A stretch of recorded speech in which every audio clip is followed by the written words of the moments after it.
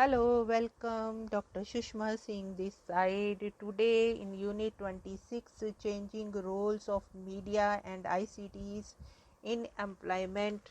Let us start our lecture with topic ICTs and employment opportunities. ICTs can contribute to employment and income generation and poverty reduction. It enables people and enterprises to capture economic opportunities by increasing process efficiency, promoting participation to expanded economic networks, and creating opportunities for employment. ICTs enhance the economic productivity across region and geographical location. For instance, ICTs can enhance rural productivity. ICTs enables solution sharing between local people and communities, providing access to practical information on small business accounting,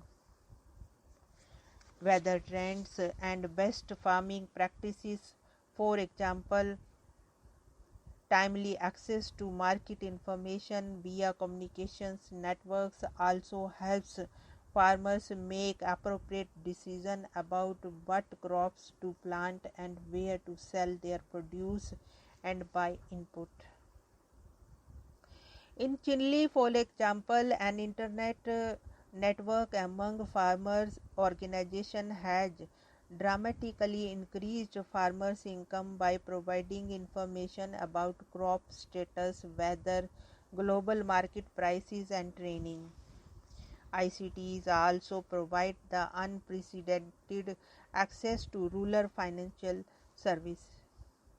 The financial and the information service network provided by the Pride Africa offers microfinance opportunities for local people and small enterprises that previously had no access to flexible financing due to the rigid banking regulations and the information monopolies of government and large businesses.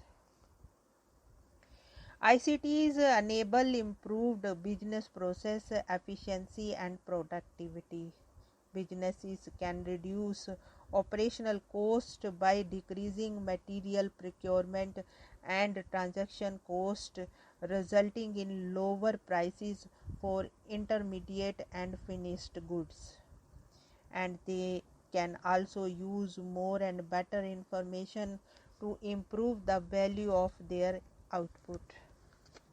ICTs, for example, provides an e-trading platform to utilities companies, which may help both sellers and buyers by simplifying their procurement processes and thereby reduce costs. In other example, a number of companies in developing countries are using the global technology network provided by the US Agency for International Development to find comparable small and medium-sized US companies to share business solutions that satisfy their existing technological needs.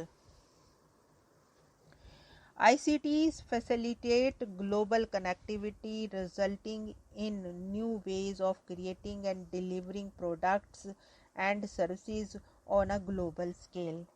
New business models and market configurations enabled by ICT, including business process outsourcing, value chain integration, and disintermediation, provide developing countries with access to new markets and new sources of competitive advantages from which to drive income growth.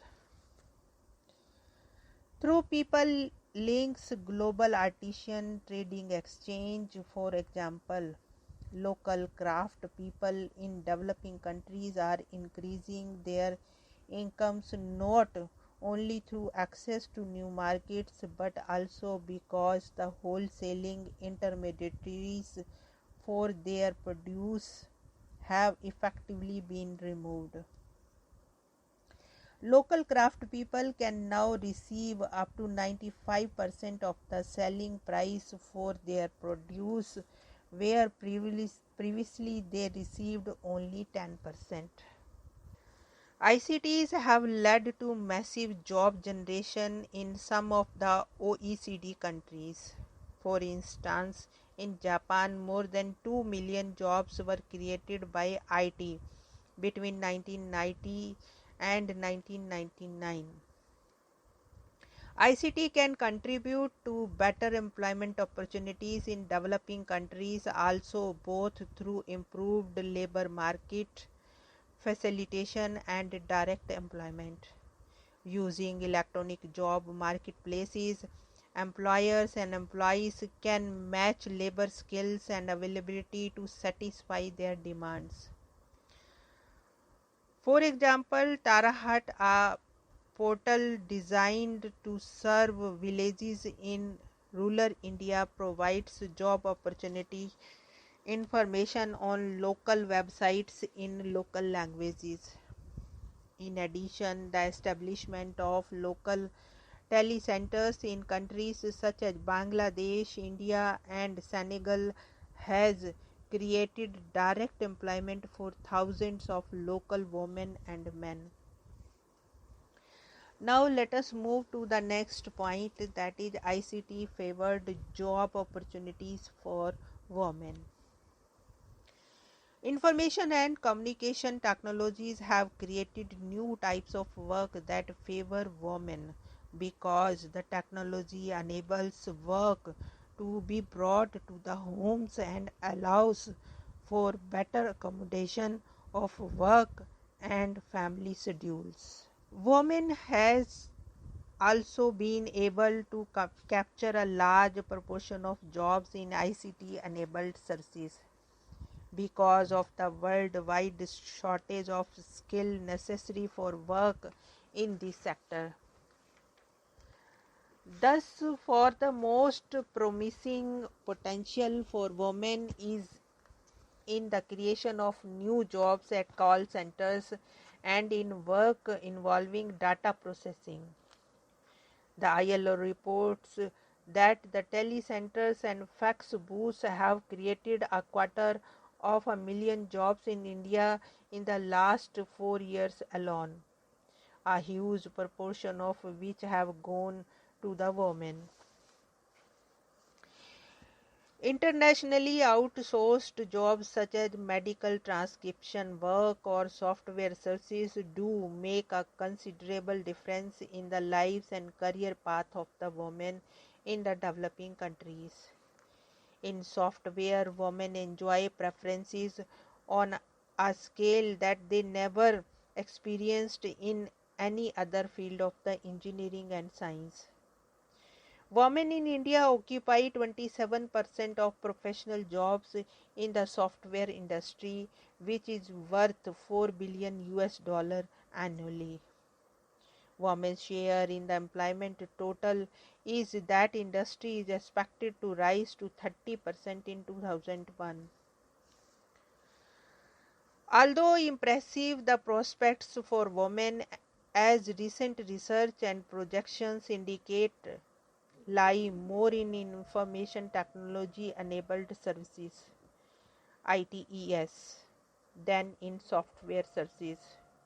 The worldwide demand for ITES is expected to grow at a dramatic rate in the coming decade to $671 billion by the year 2005, with revenues of $870 million from ITES and an annual growth rate of 66%. India currently has the potential to target a large part of the market. In 1999, NASSCOM projected that by 2005 employment figures in ITES in India could reach 1.1 million. Although there are no gender disaggregated statistics according to the confederation of Indian industries. At least 40% of these newly created jobs are taken by women. The ILO report cites several examples where ICTs have enabled women to tap global markets for their products and raised incomes. New technologies and networking are new means by which women are empowered to improve their economic and social status. Examples of this include the Grameen Bank Village Phone Project, which provides mobile cell phones to its mostly female members in Bangladesh, demonstrates not only the employment generating impact of the women who collect fees for the usage of their mobile phones but other positive spillover effects as well. Mobile phones and access to the internet have given rural Bangladeshi women access to learning, created new opportunities for autonomy, and improved their position in community and public life.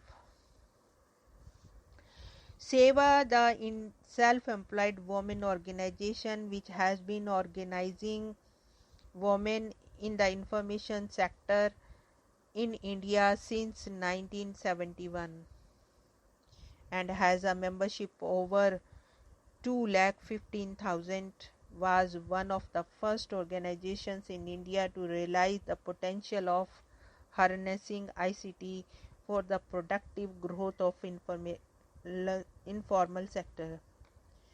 By organizing computer awareness programs and imparting basic computer skills to its team leaders and association members, SEVA has enabled many of its members to launch their own websites and to sell their products in the global virtual marketplace.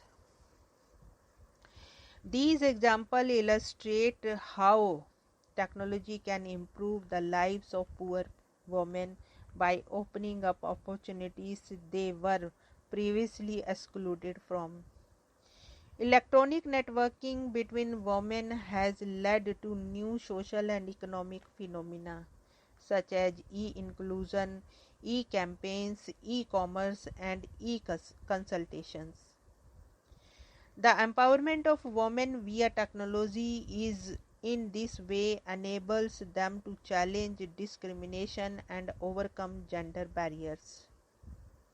However, even in the ICT age with a high job opportunities for women, studies show that there exists gender disparity to great extent in employment. In terms of status sector and wage earning, ILO studies show that the women are also likely to earn less than men for the same type of work.